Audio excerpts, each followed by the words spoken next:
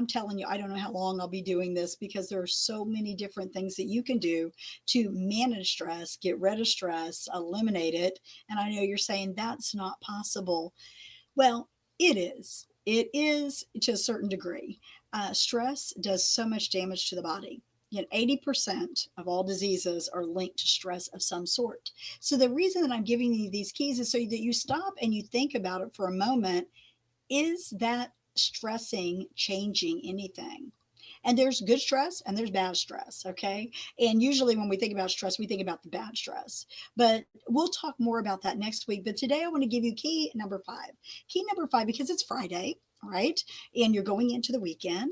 For many of you, this was your first week of school for your children going back to school.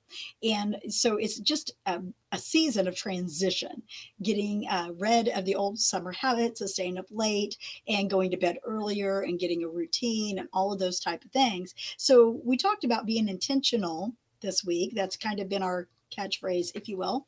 But I want you to be intentional this weekend with your relationships, specifically your relationship with your kids. And I know you're probably going, yeah, well, I hang out with my kids and so forth. But I'm talking about sitting down and just having a really good conversation with them, sitting down and listening to what they have to say about their week. Because I can promise you, I have already talked to 4 teens since school started. No, 6, uh, and about to talk to a college student. And there is so much going on in their world, and they need the support and the love of you.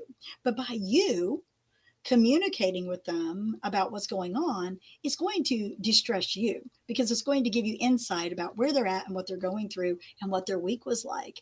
And so it's very, very important. Now, you've probably already done that, but I'm talking about stepping it up a notch and spending, doing a lunch with them. You don't have to go out and spend a lot of money. You can throw a blanket down the backyard and say, let's have a picnic and talk about what happened this week. What did you learn? Have you made any new relationships? How to guard with those relationships. That is incredibly important when you're going back to school. And it will help them to de stress, and it'll help you to de stress because you'll have more insight of what's going on in their world. So you might be saying to me, but Maggie, I can't get them to talk about what's happening or what's going on. It's just like, how was your day? Fine. What's going on in your world? Nothing. Well, then create an atmosphere where it is going to be easier for them to open up. I love carpool time, picking kids up, and because that's a great time for them to debrief their day.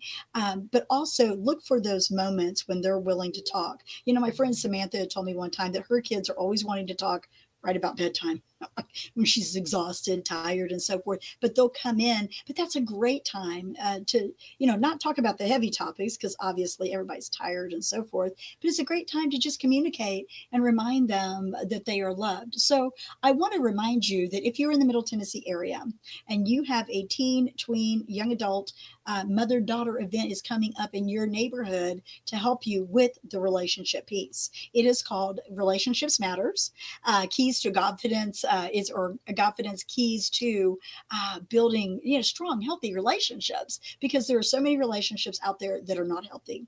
And when I say they're not healthy, I'm talking about majorly dysfunctional. I'm talking about I talk to a lot of people that are in basically narcissistic type of relationships.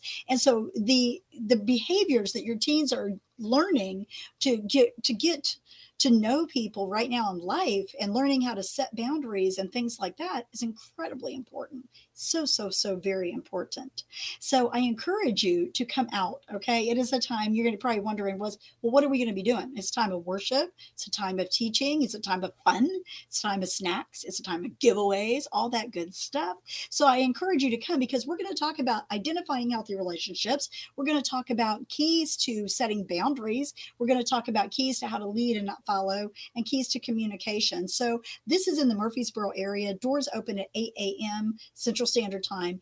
Event starts at 8:30 and is over at noon. So if you can take a morning to hang out with your teen tween, this event is specifically for girls and their moms or aunts or whoever is their guardian, if you will, to come together and have fun. So I hope that you will join us, because having the keys to distressing life is preparing for life, managing life.